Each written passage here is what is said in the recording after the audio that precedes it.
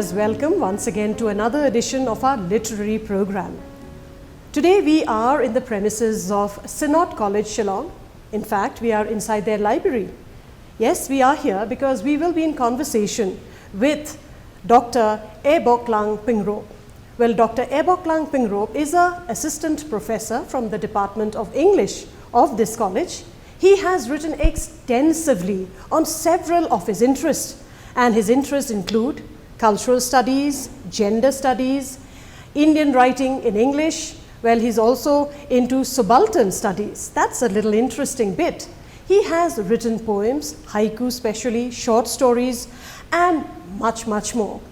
Well, I am quite surprised and quite elated seeing his varied subjects on different topics that he has written. And for a young professor like him, it is quite really a feather in the cap.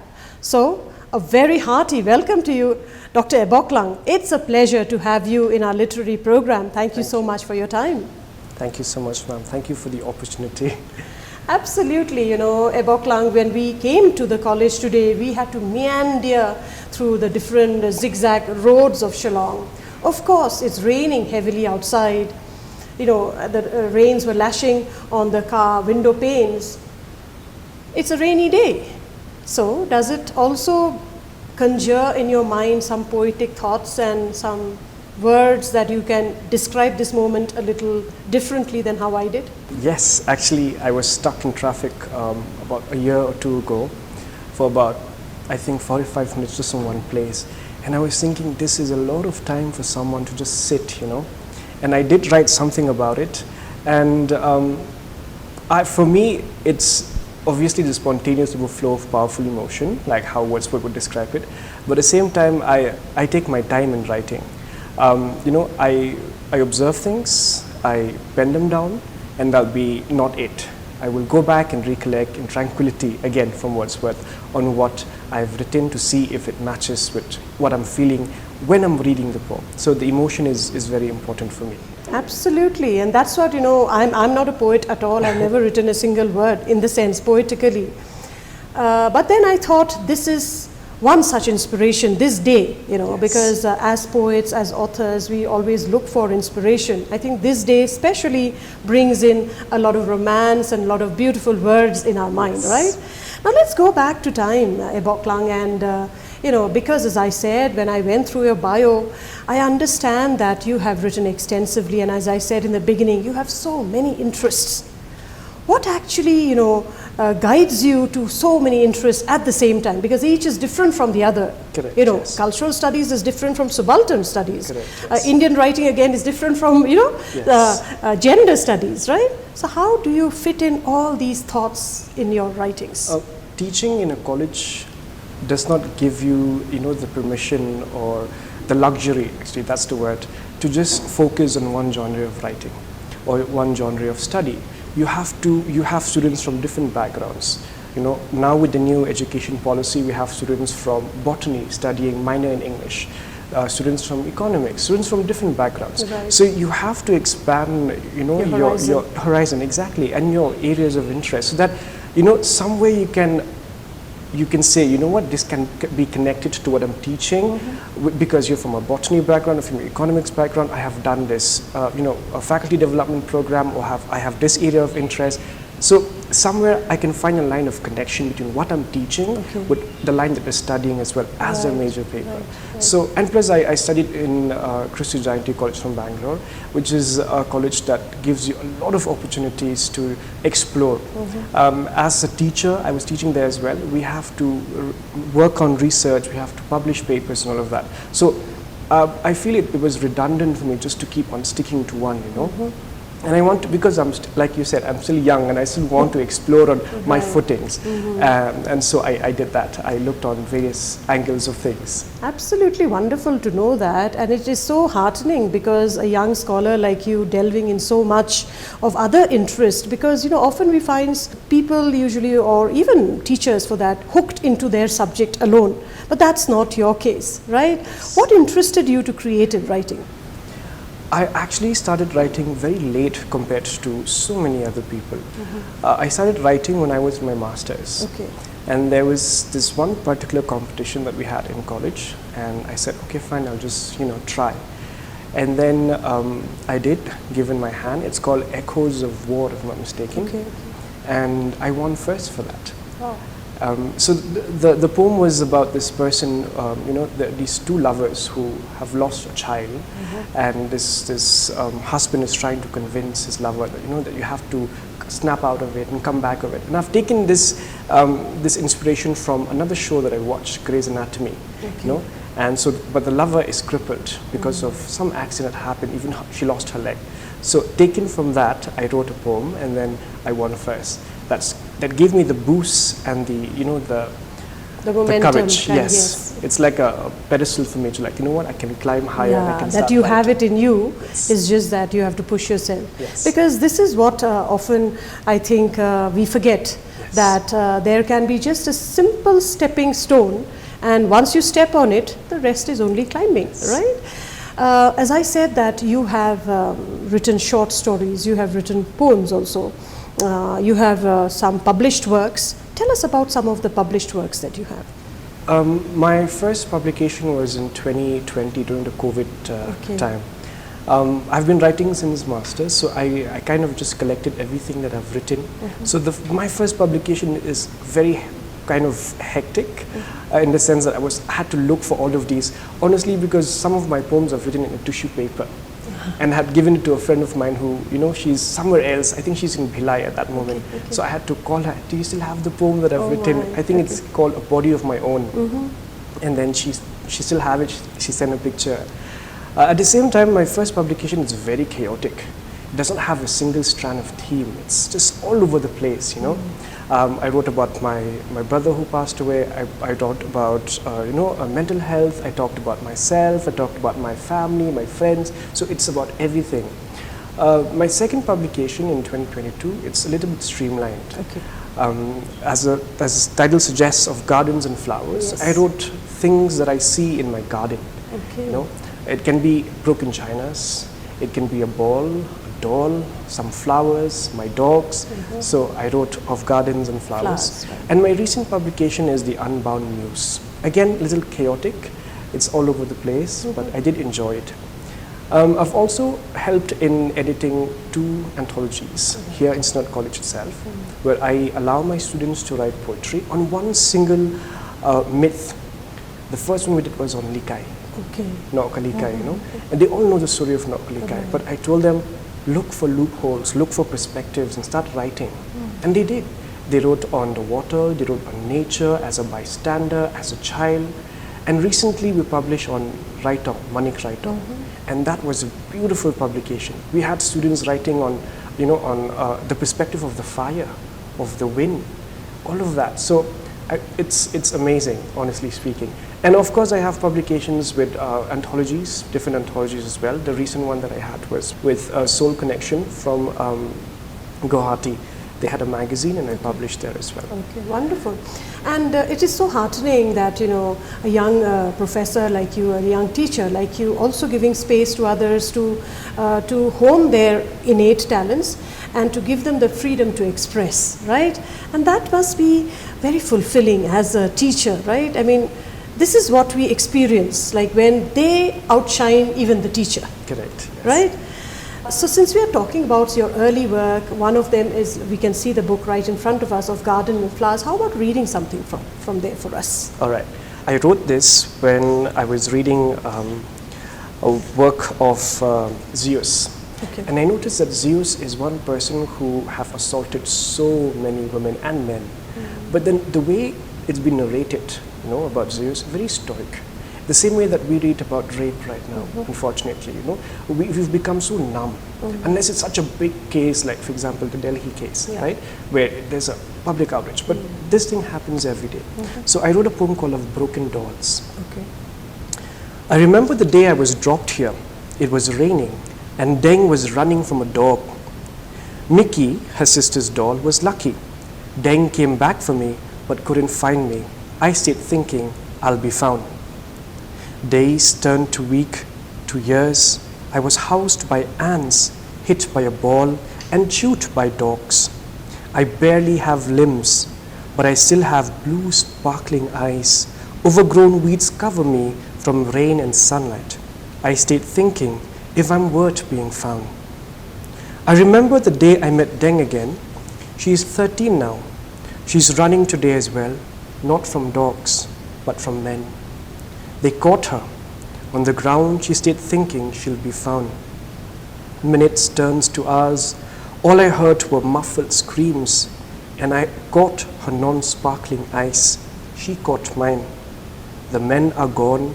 She held me tight to her toned bosom and whispered, am I worth being found? So that is... So wonderful. I mean, are you a thinking person? Do you think, and what really inspires you? Because what I can see is that you have made this poem very much as if it is part of the society here, because you know the terms and the names you've used. So what kind of inspiration inspires you? Nizam Ezekiel did, you know, there's this Indianness in writing when he's writing, especially The Railway Clerk. There's a poem by Nizam Ezekiel. And I love the way how he imbued all of these, you know, these Indian language, the way that we speak in writing. It's very different, you know, from the Western language, the diction, the arrangement of words, you know. So I thought, why not in my poems also include Khasi names? Okay. And one thing that I'm propagating right now, even with my family, is to have Khasi names of a child as well. I have a newly born niece, and I push for a Khasi name. I said, you can give any middle name for that matter, but a Khasi name must be there at first. So I really like the idea of having, you know, Khasi words and Khasi names into English poetry, because it kind of showcases that we exist as well. There's a platform for names like Deng and B and Thay, you know, in English poetry as well, because at the end of the day, they are names as well. Absolutely. You know? And Ehboklang, I think it's very important to be rooted to our culture, right? Yes. Often we find that we are actually withering away, and so much of the innateness of a society is getting diluted because we are moving away from our roots. How strongly do you feel about it? When a child grows up, we never teach them ABKD because I'm Khasi, right? We never teach them Wai Arlai, which is 1, 2, 3. You know, as a child, we always go to English, A, B, C, and 1, 2, 3. We make them count in those numbers. So it's very important for us to kind of switch and make use of Khasi as a primary language. It's very, very important. I see now kids can speak English way better than they can speak in Khasi. Because, you know, because of the shows that they're watching, because at home, the first word they know, they remember or they can speak is no, no, no. I have a nephew of mine who cannot speak a word in Khasi, but no, no, no, he knows. He understands. Yeah. So I think we have to switch. We have to start speaking to our children in Khasi, you know, when we are, you know, playing with them, we're carrying them around and having all of this sort of engagement and interaction. Absolutely, and I think consciously, you know, that should play a very conscious role in families, especially when they're raising small children, right? Because as I said, westernization, and you know, it is so strong everywhere that we are moving away, going away from our root, and then because that's the identity of any person, I guess, right? However, have you done any kind of reading, especially of Indian authors, and do you think that, you know, Indian writing also, because we have some greats when it comes to Indian writers also, do you think that Indian writing has also caught up, so as to say, with the West, or we shouldn't be comparing at all? Because for me, reading, I think, of a British author or a foreign author, for me the language seems to be a little bit unrelatable. It is a little hard than for an Indian author whom I can relate the language and this, you know, the syntax of the sentence, etc. What do you feel about it? Are you into Indian writing and writers as well? Yes, I do enjoy Indian writing, but at present I feel because you have a global competition, you have to kind of, I mean, some people say that you're trying to westernize your writing, but if you look at it, they're also trying to help reach, you know, a global stage, you know, where if I write about, you know, Deng and B, you and I can understand. If we're from Shillong and Meghalaya, or even from the Northeast, we can relate, yes. But if I'm looking for a global platform, I cannot just stick to these Thay and B and all of that. There must be something else where someone from across the globe can understand what I'm writing about as well. So for me, there's no distinction as such. It depends on your audience. Who do you want to connect with? Right. If you're trying to connect with the global audience, then yes, you have to westernize your writing. You have to use jargons and metaphors, and you have to use words which we as Indians do not really use because it's very different, obviously. So that is my take on it. And have you been writing in your mother tongue? Like we were just speaking about, promoting. Are you also writing in Khasi? Not really, Okay. because writing in Khasi requires a lot of reading, a lot of, for me, finding the right emotions in Khasi is very difficult. Okay. I can write an emotion in English, which is easy for me, but unfortunately to kind of translate that emotion into Khasi is slightly difficult because of my upbringing, honestly speaking, because in my school where I studied, and then with Bangalore and everything, my primary language is English. I remember till class about 3, I was studying in a school where you're not allowed to speak in any other language except for English. Yes. And I remember distinctly there's this one person, a friend of mine, I haven't seen him for so many years.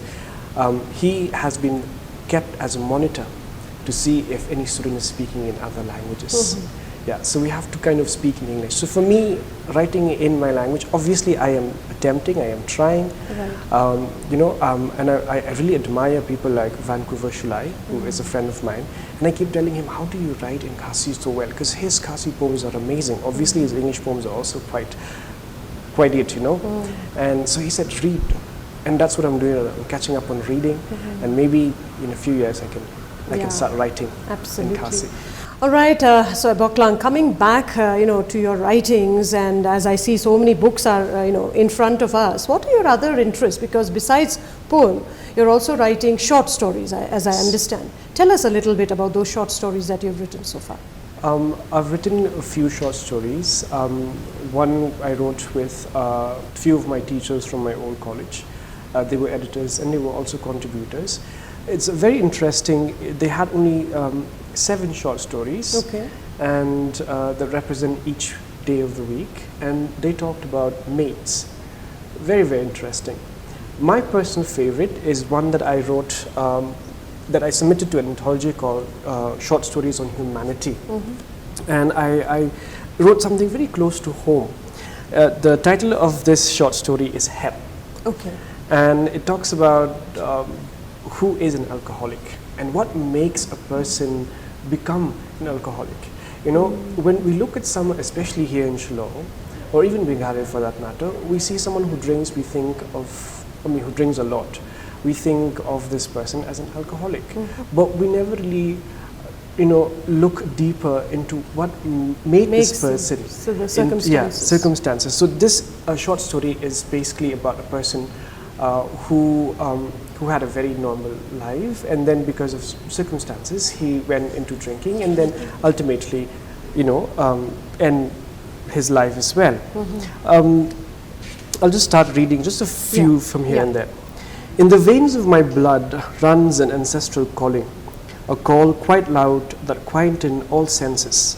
I was but a wee baby when I heard the call and was enlightened with the visions. I was to travel short, though tall I am Hep, only son to a trying mother and a dead father. I grieve not for him, for the man was always a frame on the wall to me. My May was a pitiful woman, constantly trying to make a life for us, and I see a new wrinkle every day. Poor woman, but she is always on the move, and for that I applaud her. Even though it's just me and her, at least in sight, for her, it's she and everyone else. She carries burden like that of Sisyphus, never ending, and may I point out, useless, but burden nonetheless. I'll just move on. She would tell me her love healed everything, even when she was drunk, especially when she was drunk. She would tell me stories of her drunk, abusive mother, and would hold me abreast, crying she would not do the same. I remember the times I used to pinch my nose to avoid the foul smell. Then it feels like home. It became a smell of love. And when I passed by the nala where someone fell in, reeking of alcohol, my heart becomes warm and I feel home and loved. I am at a marriageable age, but a broken home attracts none. So my years pass by and my friends keep multiplying the world, while I tend to our houses, preparing one thing or the other and making sure a tiny garden bears some fruits. She had secured a position for me at her job, but since I am not educated, I am to sweep and clean when the sun rises, and when the sun sets, I go to work when no one is up and complete my work. When I am done, I return back home to tend to the chores, and then back to work when May is fed. It became another cycle. And then the wailing nights came, keeping me from sleep. She could not hold her alcohol anymore, which means double cleaning for me, and then the cries rendering me sleepless. I'll just move on from there. When I got my first salary, I met new friends who showed me a new path. They congratulated me and invited me to feast with them. I thought I should pay for it all, but they declined, and I was much obliged and in gratitude. Although I promised to never smell like my May, I could not help myself. One taste and it opened another realm. My ancestors woke up and my vision became cleared. Initially, I tried to restrict myself to allow the footsteps of my May, but then my May got a hold of me. From then on, I smelled like my May day and night. At work and at home, I slept better. My nightmares disappeared. I stopped following time and I do not know the days of the week. I only know the smell of my May, and she's here holding me and telling me she loves me. So that is very, very true to the situations, you know, because I think as society, as individuals, we are often so judgmental, right? And we don't know what is actually behind the scene that goes on. We only see the front. correct. And we jump to conclusions. Yes. Right, and this is the theme that you have taken. Alcoholism is so rampant, right? Drugs, alcoholism. Yes.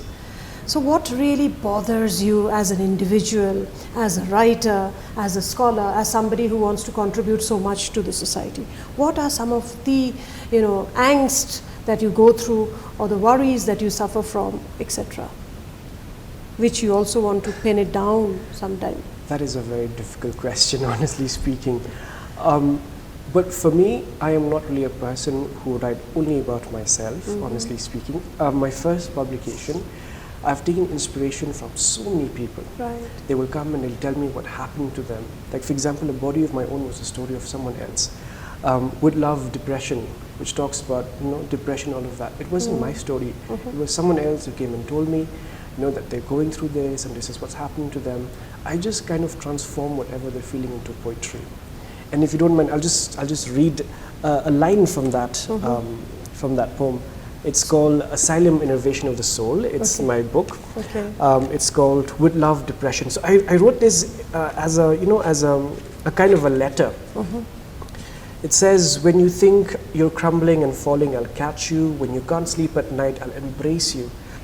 When you have not eaten yet, you have no appetite. That's because I fed you. And I move on from there and I said, and if you want to end your life, I'll lead you. And then I end that, how we sign letters, you know, with love, comma, depression.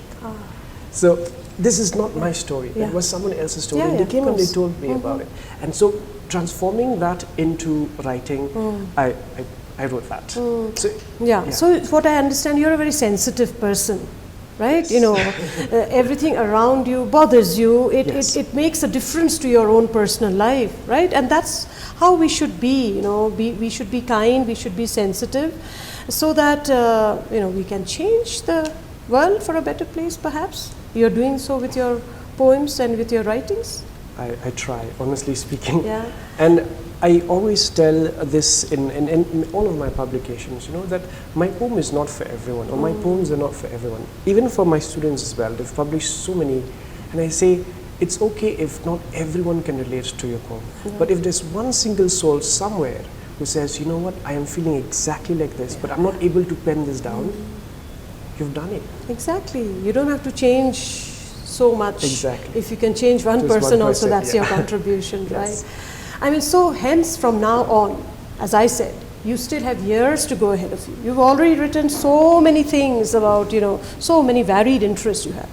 What is the next project that you're working on? Where would you like to see yourself in some years from now? I still have this project of writing, rewriting rather, myths folk tales and legends of the Khasis, transforming them into poetry.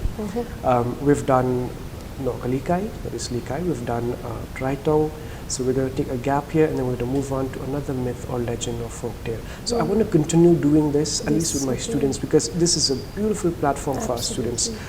We started this with events, in the department we have things called a poetry evening.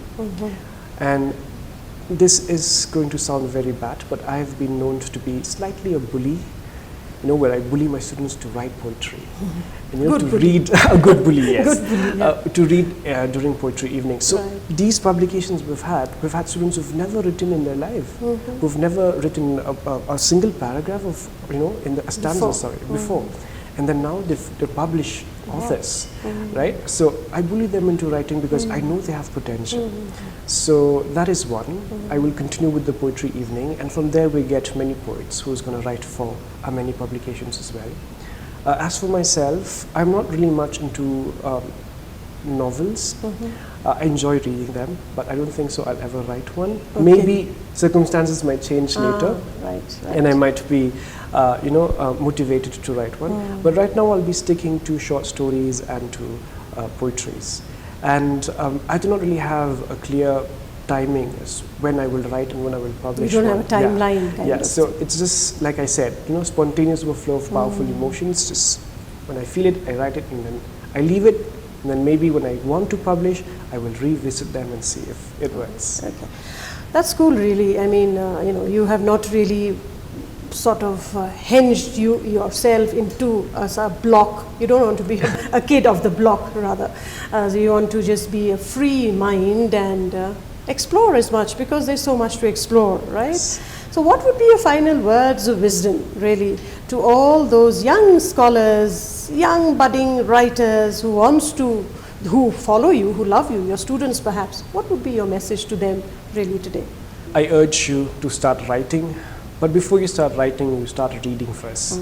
You cannot write without reading, and I think that's a skill or something that has been missed out with today's generation. So start reading.